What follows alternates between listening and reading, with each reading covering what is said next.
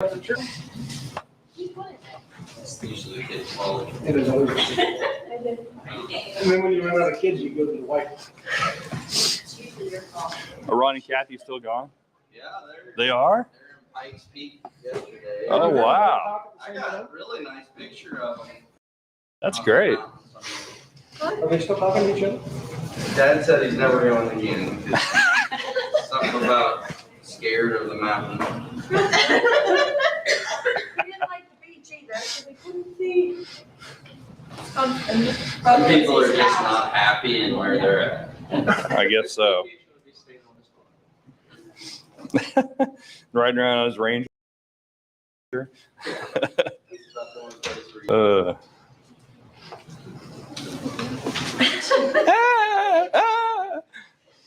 What makes you think Eric doesn't feel the same way? I keep it in. It's a delusion. You live in a delusional world, don't you?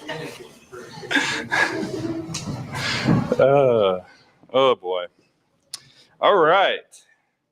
So we started on lesson 3 on Wednesday. I got to remember what today is. On Wednesday. And we are talking about morality and sex. And so this is definitely a fun topic to go through, but it's something we definitely need to talk about. As we talked about it in the introduction. We talked about paragraph 2 in our lesson and how God has a plan for sex. Sex is not a dirty thing when it is used it's not a dirty thing. God designed it, and it's for the marriage. And so we seem to make it that way because most of the time when we talk about it, we're focused on the bad and when it's outside of marriage. But God created it, Genesis 2:18 through 25. And so we need to realize and we need to teach our children that it is not a bad thing when it's used in the proper context. So we got to paragraph 3. So let's go back to our lesson and let's read paragraph 3. Somebody, page 8.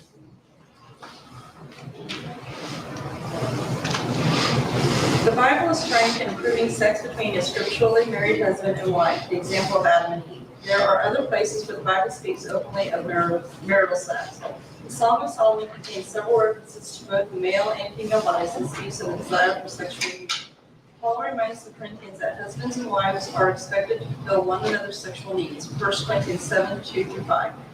Read what wise man Solomon wrote in Proverbs 5:50-20. Finally, read Hebrews 13:4. This verse explicitly says marital sex is not wrong. Sex outside of marriage is wrong. All right, so continuing on God's plan, God designed sex for the marriage, and so we see that in His design with Adam and Eve. We talked about that already, but there are many other places the Bible talks about it. What's the one you usually think about? What book do you usually think about? Genesis, I guess. Well, the Song of Solomon. It is a very descriptive book. It's a book that we don't usually read much and we don't usually talk about, but it is a book that definitely talks about that love, that attraction that is between a husband and a wife.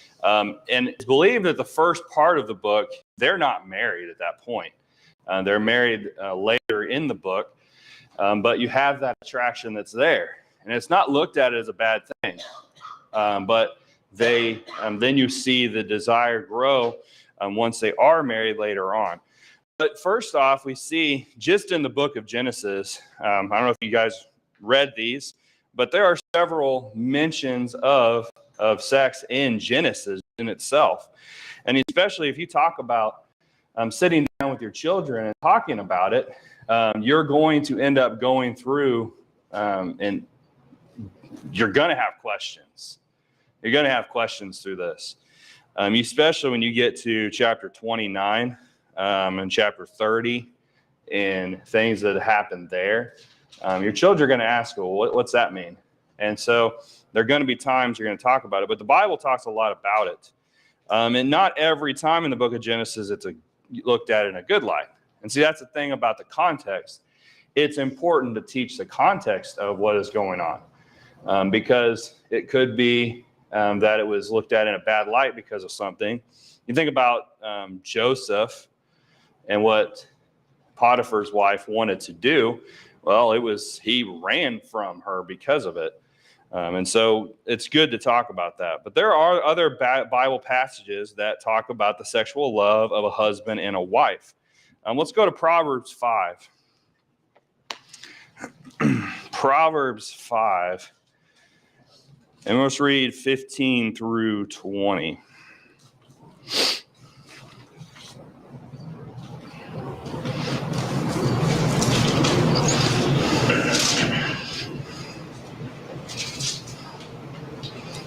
Drink waters out of thine own cistern, and running waters out of thine own well. Let thy fountains be dispersed abroad, and rivers of waters in the streets. Let them be only thine own, and not strangers with thee. Let thy fountain be blessed, and rejoice with the wife of thy youth. Let her be as the loving, kind, and pleasant road. Let her breast satisfy thee at all times, and be thou ravished always with her love. And why wilt thou, my son, be ravished with a strange woman, and embrace the bosom of a stranger? All right, so the book of Proverbs, there's a lot going on. The fact that there's a personification of wisdom and personification of sin. And sin is always personified as the seductress, as that harlot, in a sense, that is trying to pull you in. And so on the contrary to that, wisdom is looked at as in a good light. It's personified as a good thing, something that you're looking for, or you're desiring to have. But in this context, it's using that, talking about that seductress and the wisdom that Solomon had here in that bond between a husband and wife, and to not get outside of that bond. That's where verse 20 talks about. And why would you, my son, be enraptured by an immoral woman and be embraced in the arms of seductress? And so it could literally mean, which I think it really does literally mean in talking about adultery, but it could also in that desire to go outside that marriage. And so, but this passage talks a lot about that desire between husband and wife. And it's looked at as a good thing. He's desiring to be with his wife. Verse 18, where this is an adult class, verse 18 is talking about let your fountain be blessed. It's a flow. And so this is specifically talking about that sexual desire between a husband and a wife. And so it is looked at in a good way here. And as it is something that Solomon is saying that you are to his sons, if that's what the book of Proverbs is written to, which I believe it is, to his sons, saying enjoy your wife, enjoy that relationship between your husband and wife. Another one would be Songs of Solomon. Somebody read chapter 7, verse 1 through 13.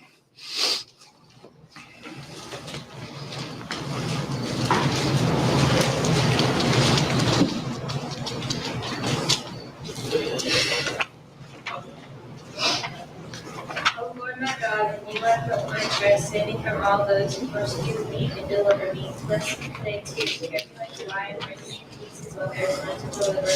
O Lord my God, if I have done, if there is iniquity in my hands, if I have repaid evil to him who was at peace with me, or I plundered my enemy without cause, let the enemy pursue me and overtake me. Yes, let him trample my life in the earth and lay my honor in the dust. Arise, O Lord, in your anger, lift yourself up because of the rage of my enemies. Rise up for me to the judgment you have commanded. So the congregation of people shall surround you, for their sakes therefore return on high. The Lord shall judge the peoples, judge, O Lord, according to my righteousness and according to my integrity within me. Are you in Songs of Solomon? That's a good passage, but it's a little different than what I have. So I always take my time, and then everybody was reading in front of me. Why didn't you tell me before now? Well, I was thinking maybe I was lost and you were because you're reading fast, and no, it You wasn't. seem so sure. You were very confident. We all thought you were in the right spot. We we were like, I'm in the wrong spot. It's like to read more verses off. Yes. 1 through 13. How beautiful are your feet, sin and so precious daughter. The curves of your thighs are like jewels, the work of the hands of a skillful workman. Your navel is goblet and latches of blended beverage. Waist is an eagle feet set about with lilies. Your two breasts are like two fawns, twins of a gazelle. Your neck is like an ivory tower. Your eyes like the pools of Hezbollah, but the gated back rather. Your nose is like the tower of Lebanon. Your looks toward Damascus, your head crowns you like Mount Carmel, and the hair of your head is like purple. The king is held captive by your tresses. How far and how pleasant you are. The life of your delights, the stature of yours is like a palm tree, and your breasts like its clusters. I said I will go up to the palm tree, I'll take hold of its branches, let me now your breasts be like clusters of vine. The fragrance of your breath like apples, the roof of your mouth like the best wine. The wine goes down to me for my beloved. With your gentle lips of sleepers, I am my beloved, take this desire this toward me. Tell my beloved, let us go forth to the field, let us lodge in the villages. Let us get up early to the vineyards, let us see the vine is budded. Whether the great blossoms are open and the pomegranates are in the bloom. Therefore I'll give you my love.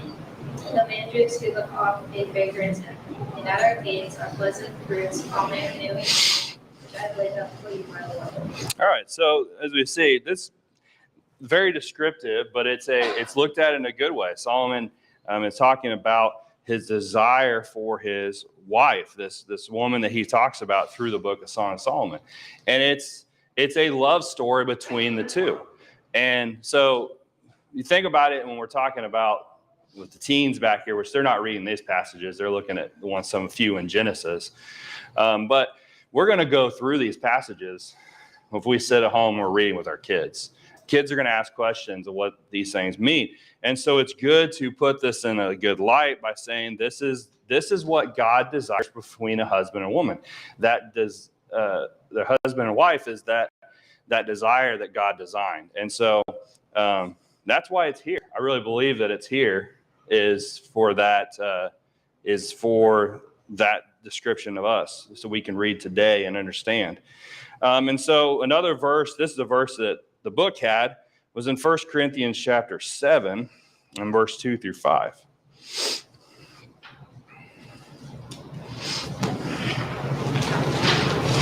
Nevertheless, because of sexual immorality, let each man have his own wife, and let each woman have her own husband. Let the husband render to his wife the affection due her, and likewise also the wife to her husband. The wife does not have authority over her own body, but the husband does. And likewise the husband does not have authority over his own body, but the wife does. Do not defy one another, except with consent for a time, that you may give yourselves to fasting and prayer, and come together again, so that Satan does not tempt you because of your lack of self-control. Okay, so Paul here is speaking to those that are married and saying that they are required to fulfill these needs between the husband and wife in the marriage, and they're not supposed to abstain to refrain from that for a long period of time. It states here only for a short period of time in fasting and prayer, which I think in the original fasting is not there, that word fasting, but that prayer, it's that idea of dedication to God. And so there is passages that tell us that we're expected, what's expected of a husband and wife. And so the purpose of this section is talking about God had a plan. God designed it. It's not bad. It's nothing bad. It's not dirty. But God designed it that way for the husband and wife. And so that brings us into something that I thought we should talk about. It would be good, is the importance of teaching our kids about sex. This is something that I think is extremely important, and I thought would be good to talk about. Here's a couple quotes. This is from the National Library of Medicine. So this is a government site. It says, American youth usually find out about sex from friends, schools, and parents in that order. Is that true? A lot of times it is. It comes from friends first. And today, I think we could change that a little bit and say internet, friends, parents, or school, parents. Why is it the parents are last? They're afraid to bring it up. Afraid to bring it up. And I think that's a real fear. I mean, for all of us, it's just something we don't want to sit down and talk to our kids about. And I mean, it's hard for us to sit in this class right now and talk about it, but it's something they're going through right now and they're talking about. And it's good to realize that really that order should be parents first. I really don't want my kids to learn anything from their friends or school.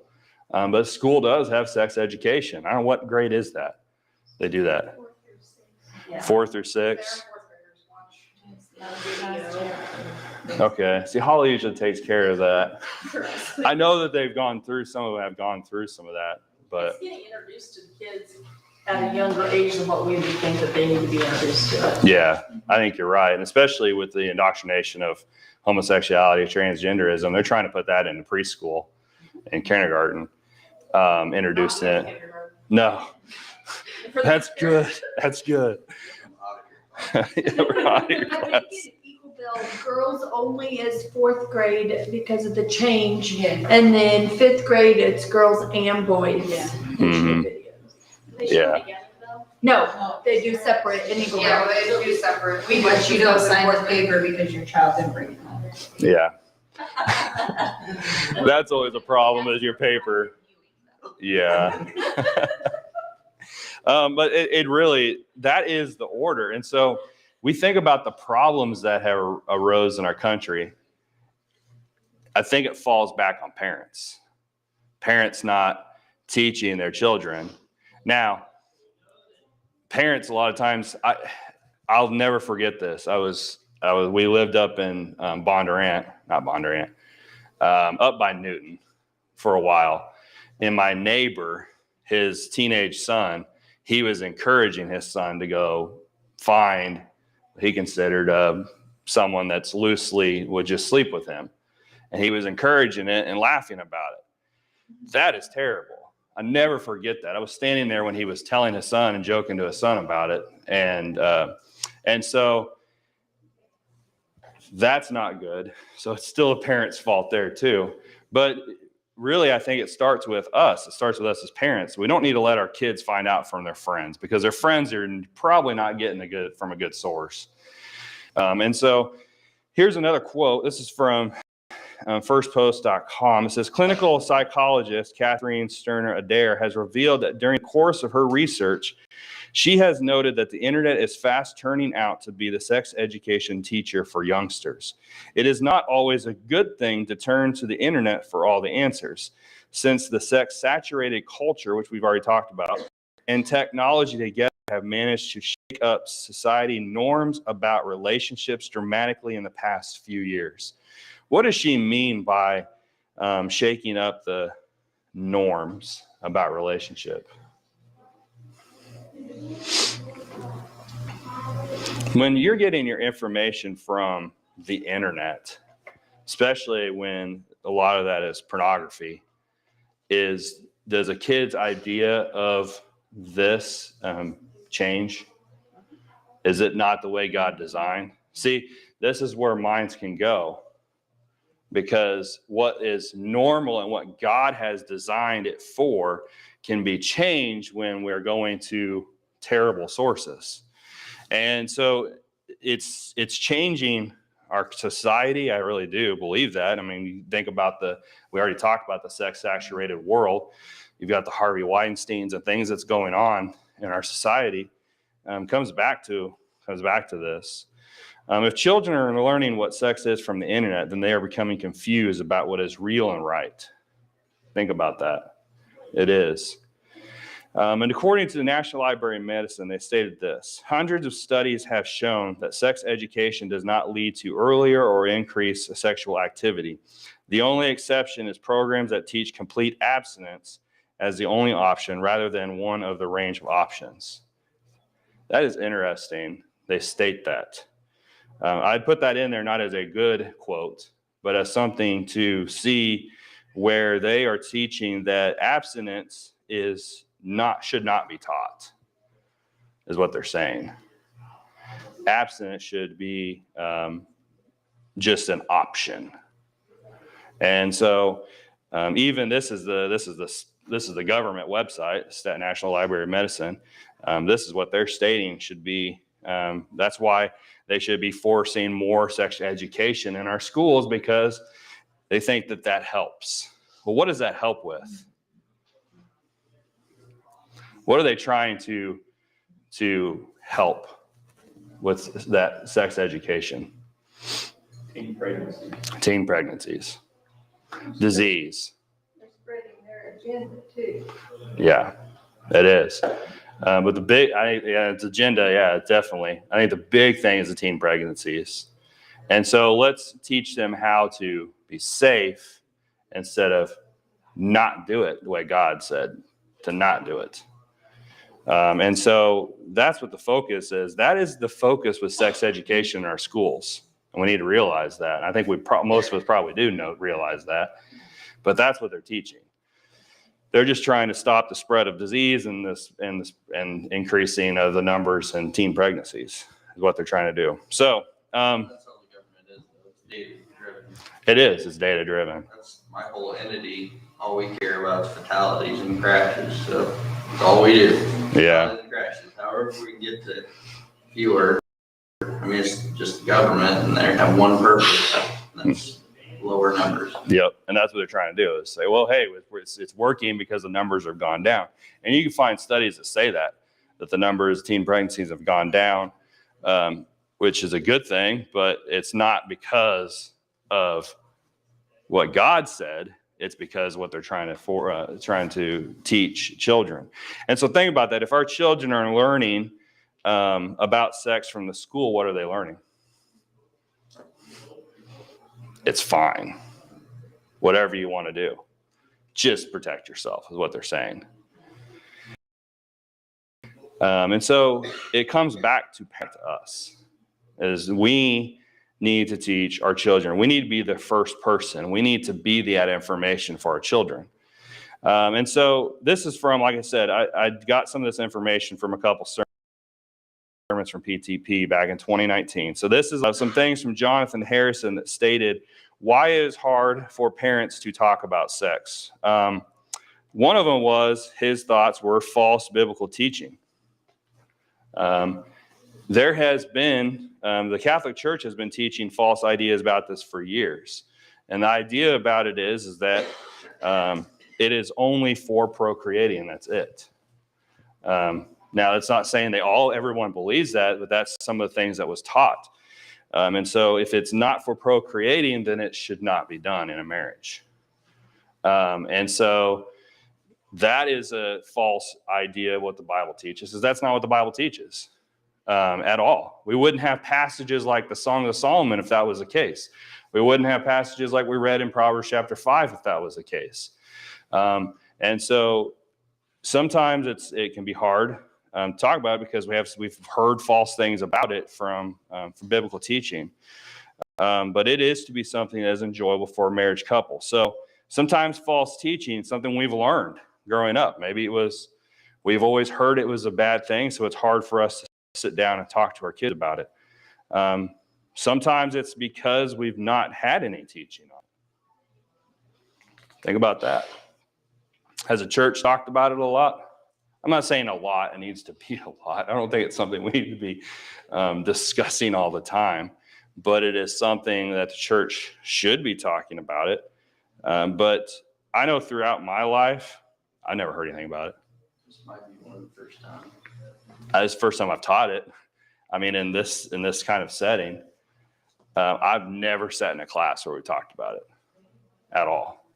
Barb, you have? We had a session here with the preacher from Leon's brother. I can't think of his name right now, but he kind of taught a seminar here for all of the married couples and the teens, the older teens. Older And days. the younger kids is someplace else. Yeah. And that was whenever Fred and Debbie was not old enough to be here. So that was a long time ago. So it has been once in your life, but it was, He was very direct about it. yeah. And he had taught at the had something to do with the children's home out in Nebraska. Mm-hmm. Well, the first time I've ever sat in class and talked about it was at PTP in 2019. Now, there are marriage seminars that they do over in the Smokies that are associated with PTP that focus on this kind of thing. They had a seminar in South Missouri not long ago. Same thing. It was a marriage retreat. And maybe that's something we need to be doing more, is having these kind of type of marriage retreats where we talk about things specifically just for married couples. But I think that it's hard for us to sit down and talk to our children about it because we've never really had any biblical teaching on it. As we talked about, a lot of times when it's talked about, it's always in a bad light. It's always the bad times in the scriptures it's talked about. Like outside of marriage, like with Joseph, different things like that. We go, well, those are terrible situations. But we don't ever stop and talk the good, the way God designed it. And we don't talk about Song of Solomon. I've never preached from Song of Solomon. I've read verses from it. I've never preached from it. Never had a class on it. I don't know if I've ever had anybody ever preach I've had a class in Memphis about it, but I've never sat through a class through Song of Solomon. You know, it's something it's probably good to do. Maybe that's what they do in marriage retreats. I don't know. Never been to one. So, It was interesting. yeah. He presented a lot of things that I never thought about, and a lot of others hadn't thought about.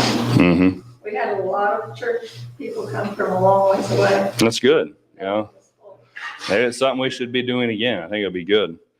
But so the church needs to talk about it, but it hasn't been talked about that I remembered in my lifetime.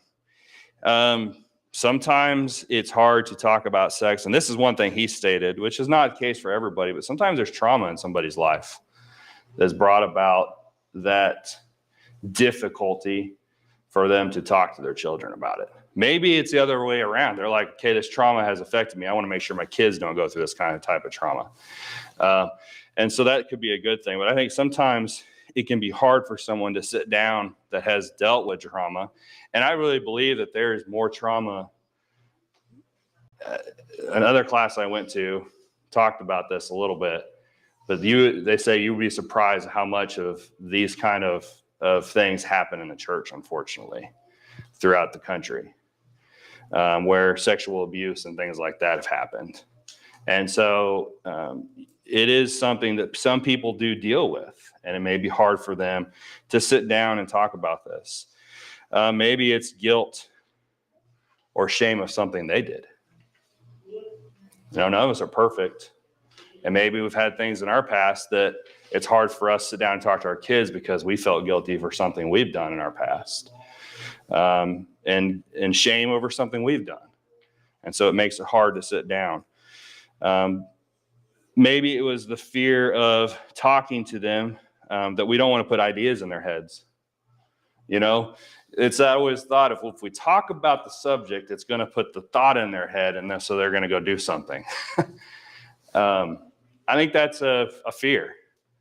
But I think our kids being aware of things helps them to be prepared. May not want to talk about past issues, struggles, but we do need to look at what the Bible says. And so sometimes it can be hard. Is there anything else you guys can think of why it might be hard? This is just a list that he had that I thought was fairly. I think it's just a hard subject to talk about in general. And so what can we do? Jonathan made these things. He had a list here. What can we do to help our children, to teach our children about sex? And so he stated we can teach certain things at certain ages. And I think this is important. And this is I'm really glad I got this information down from my notes in his class. But he has a list of things that could be talked about at different ages that he thought would be good. And so from pre-K, so this is up to pre-K, so this would be up to kindergarten. He says healthy sexuality is not just about sex, but it's about relationships and bonding. And so teaching our children healthy relationships and bonding with them, especially at a younger age, helps them in the future. Because think about this. What is on the internet? Is that healthy relationships and bonding? That's not what's focused on.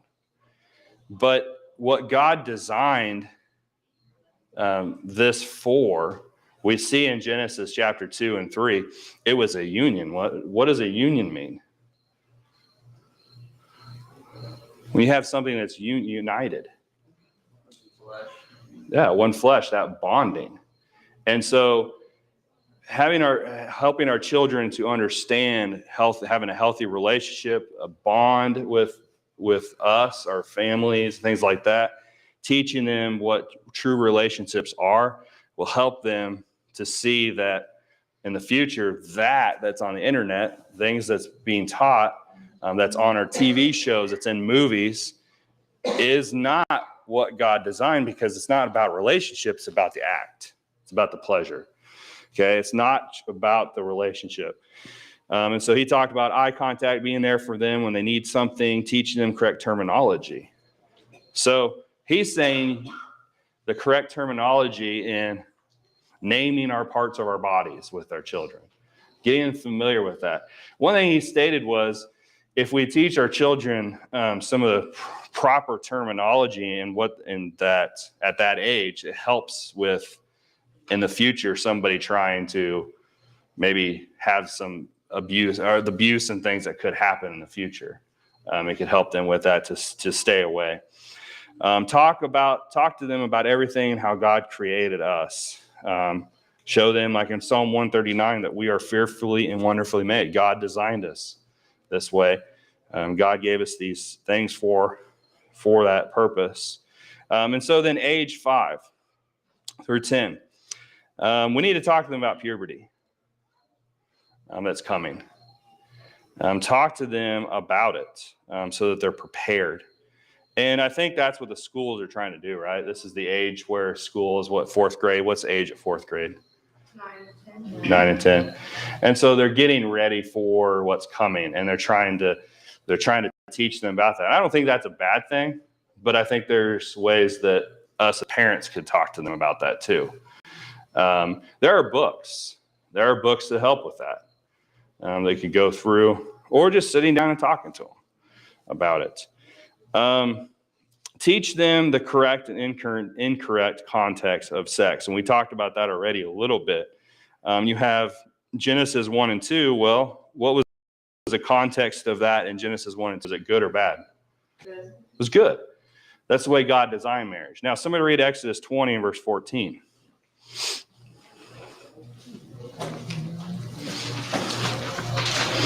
Thou shalt not commit adultery. Okay.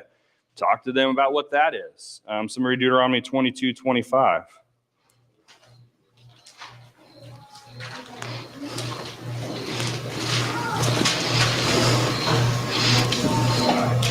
But if a man find a betrothed damsel in the field, and the man force her and lie with her, then the man only that lay with her shall die. Okay, so that is definitely the incorrect things, the way that God did not design this for.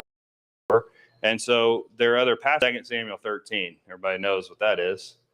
David and Bathsheba.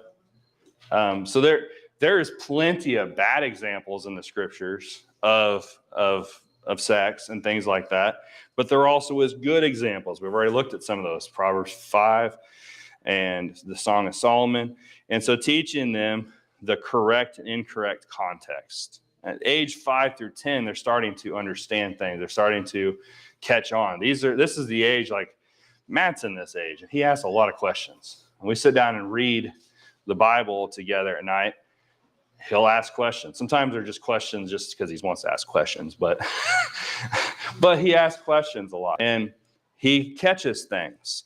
Cassidy, she is older now. She's already understands some of this stuff because she's been talked to. And so he's asking questions. They're thinking about these things. Will's not so much. Will's not thinking about this. Will's not talking about it. He doesn't really, he kind of goes over his head. And so age appropriate. It's going to be different for a younger kid. It's going to be different for an older kid. Talk to them about Tamar. Tamar is in the book of Genesis. Her husband died. She was supposed to have an heir. Her brother-in-law was supposed to make that heir, and he did something terrible and did not. And then later on, she made herself look like a harlot and slept with her father-in-law. I mean, it's a terrible situation, but Tamar is in the lineage of Christ.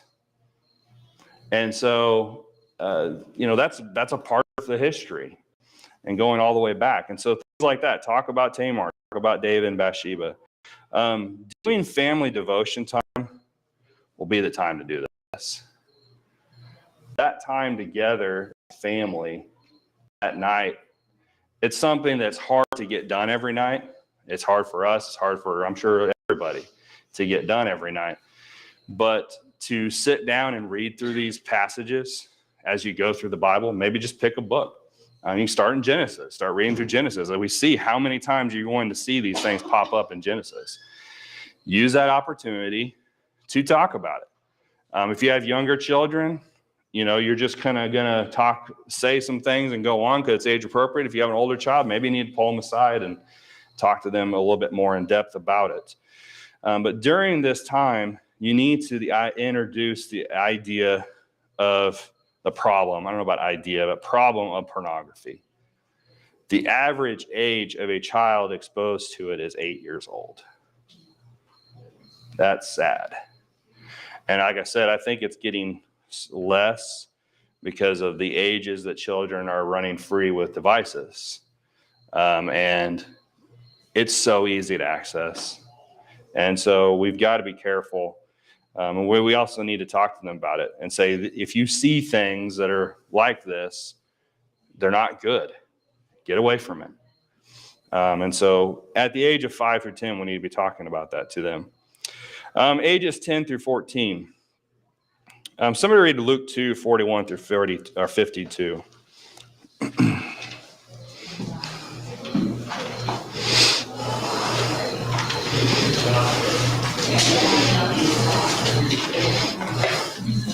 Now his parents went to Jerusalem every year at the feast of the Passover. And when he was 12 years old, they went out to Jerusalem after the custom of the feast. When they had fulfilled the days, as they returned, the child Jesus tarried behind in Jerusalem, and Joseph and his mother knew not of it. But they, supposing him to have been in company, went a day's journey, and they saw him among their kinsfolk and acquaintances.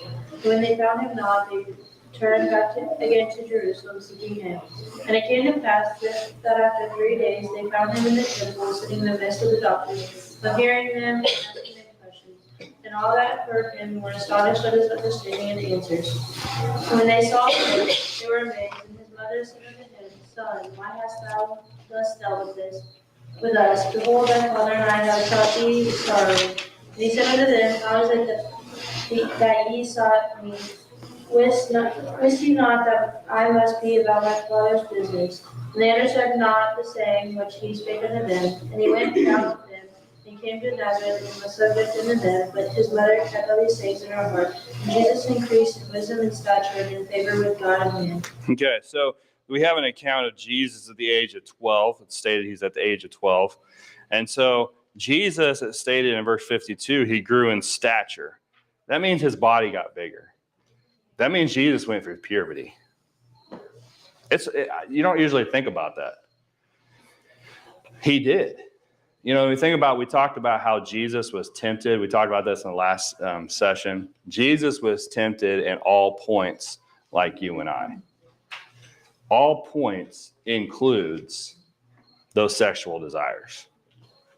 Jesus was tempted by that. Jesus overcame them. Jesus was perfect. But he went through the same things that our children are going through. He didn't have internet and all that stuff to easily access it. But you know what they did have? They had the temples on top of the hill where the prostitutes were at. And the men going up there all the time to those temples. They had the idol worship around all the time where women were waiting and calling for people to come up there to these places and these worship. That's what they had. It wasn't internet stuff, but they had that. And it was these temples, these temples were usually built in the middle of the city at a high place in the city where you could see them. And so Jesus was tempted. And so use that to talk to our children. Say, hey, Jesus was tempted to these things. He understood what it's like to go through it. And say, we went through it too. And so talking about these things with our children, especially age 10 and through 14, they're going to be going through that. And we need to talk to them about that. We're out of time. Anybody got any questions? Hopefully this helps. Like I said, this helped me when I sat through this class in PTP. This is not for me. This is the things that he stated, and it helped me. Hopefully it will help you guys too. Parents and grandparents, whatever the case may be. So any questions?